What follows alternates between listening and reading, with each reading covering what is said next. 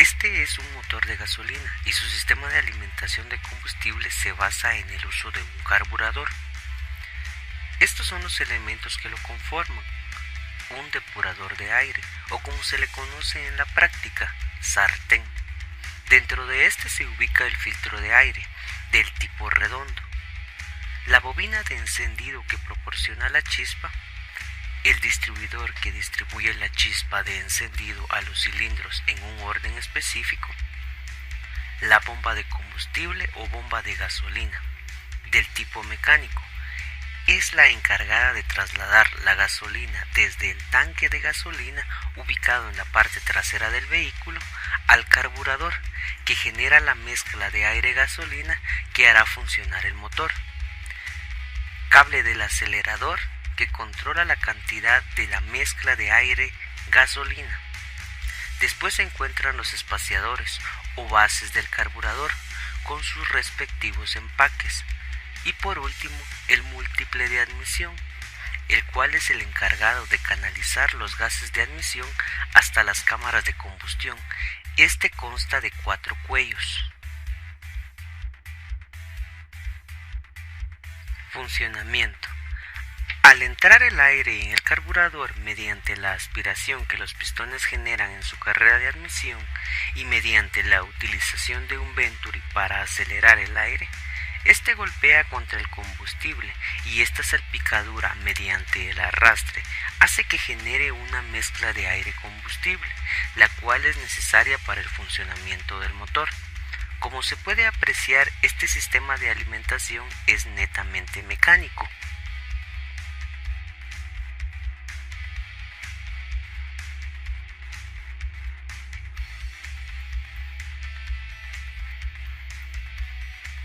Este es un motor de gasolina y su sistema de alimentación de combustible se basa en el uso de inyectores. Estos son los elementos que lo conforman. Consta de una entrada de aire que llega hasta el depurador de aire, dentro del cual se ubica un filtro de aire del tipo cuadrado.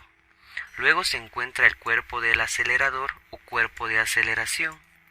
Luego se ubica el múltiple o colector de admisión. En este se alojan los inyectores, los cuales están ubicados en cada uno de los cuellos del múltiple.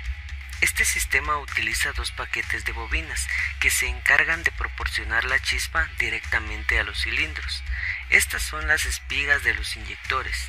Cada inyector tiene su propia espiga. Este es el riel o flauta de inyección. Esta es la tubería de retorno, que funciona mediante una válvula de vacío que retorna el combustible al tanque de gasolina.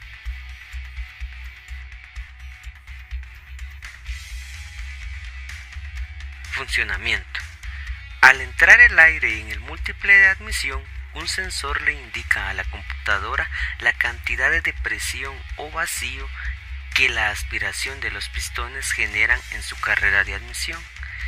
Esto para saber la cantidad de combustible que debe dosificar. En los inyectores, una bomba eléctrica traslada el combustible desde el tanque de combustible al riel de inyección a una presión de 60 psi.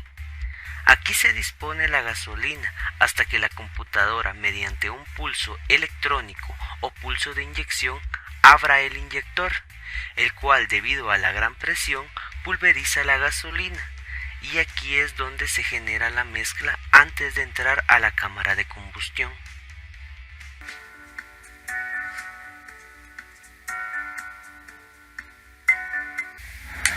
El carburador fue creado a mediados del siglo XVIII. Sus inicios no fueron en la rama automotriz. Sin embargo, en pocos años se convirtió en el elemento primordial para la aparición del motor de ciclo Otto, el cual fue creado en el año 1876. El cual su principio de funcionamiento se mantiene hasta la actualidad en los motores a gasolina. En el año 1902 se inventa el suministro de magneto y la bujía de encendido comienza a ser fabricada masivamente. Desde aquel entonces, Robert Bosch empieza a crear nuevas fuentes de alimentación eléctrica para los vehículos, creando en 1925 el encendido por batería, también conocido como distribuidor. En el año 1939, el primer sistema de inyección es probado en un avión alemán. Las ventajas que tenían estos aviones eran mayores, motores. El consumo de combustible se redujo en una quinta parte, lo que beneficiaba aumentando el tiempo de vuelo de hasta 32 minutos. La velocidad máxima alcanzada aumentó en un aproximado de 48.5 millas por hora, lo cual dejaba en desventaja al resto de aviones. Alrededor del 65% del total de aviones alemanes fueron equipados con este sistema de inyección, al ver los resultados beneficiosos que tenían estos.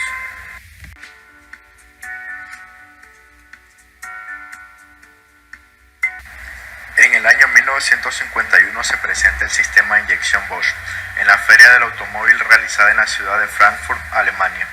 Para muchos no causó gran expectativa al ver dicho modelo, pues manifestaban que debía ser usado en un vehículo y mientras tanto optarían por los modelos existentes.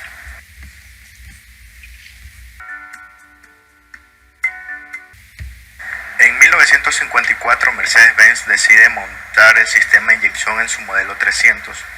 Este motor era de 3.000 centímetros cúbicos, brindaba una potencia de 215 caballos de vapor, un torque máximo de 294 Nm y alcanzó una velocidad de 245 km por hora.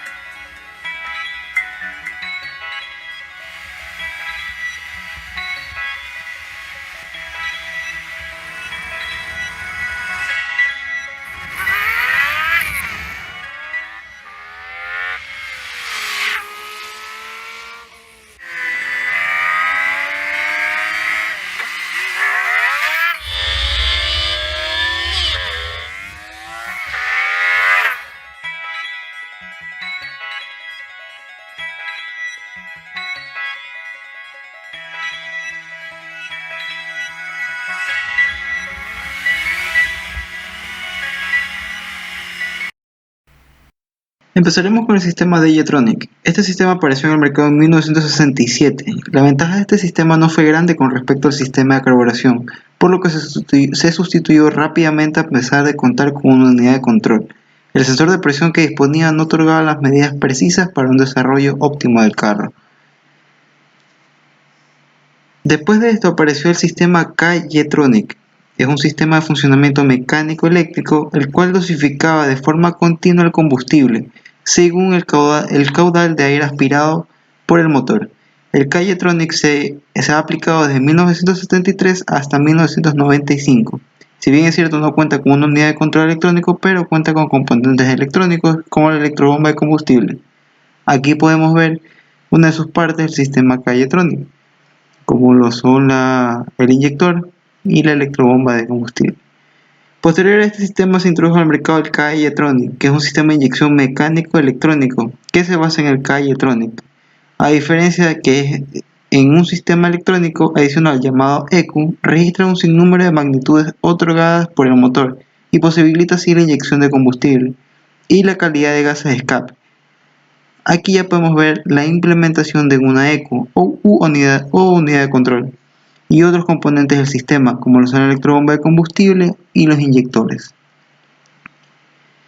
Seguimos, y ahora tenemos el sistema L-Jetronic, el cual es controlado electrónicamente con medición de caudal de aire, según el principio de aleta de sonda e inyección de combustible. Controlada electrónicamente, con una gran cantidad de sensores se registran los cambios que produce el motor y estos se procesan en la unidad de mando. Ahora podemos ver las partes del sistema, que son los inyectores, en este caso la unidad de control electrónica y la aleta de sonda. Ahora pasamos al LH-Jetronic, que es muy similar al L-Jetronic. La diferencia se registra en el ingreso de caudal de aire, ahora usando un medidor de masa de aire de hilo caliente. Este mide la masa de aire aspirada por el motor. Como consecuencia, el resultado de esta medición es independiente de la presión y de la temperatura. Aquí podemos ver las partes que componen este sistema, como la unidad de control electrónica, el sensor MAF y los inyectores.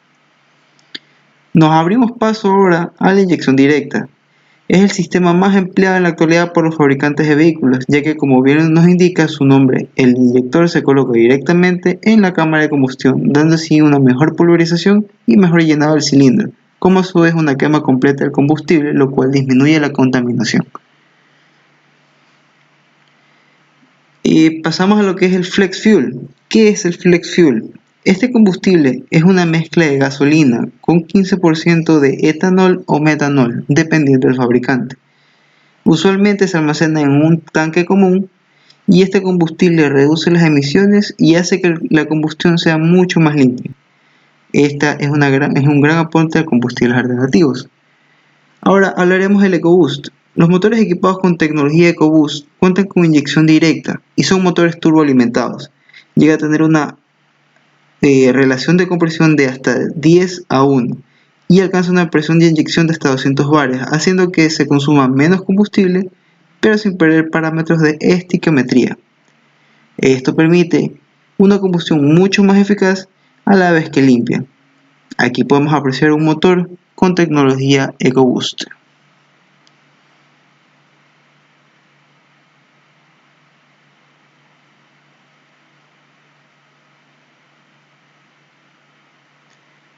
Listo, y finalmente ingresamos al SkyActiv, que es el sistema implementado por Mazda.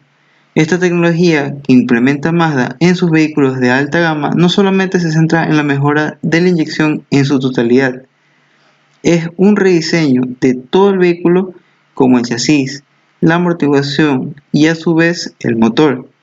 La unión de todos estos cambios favorece en gran aspecto la inyección, haciendo que el vehículo sea mucho más potente y con bajas emisiones, al mismo tiempo que seguro y ahorrativo. Muchísimas gracias por ver este video, esperemos que les haya servido de algo.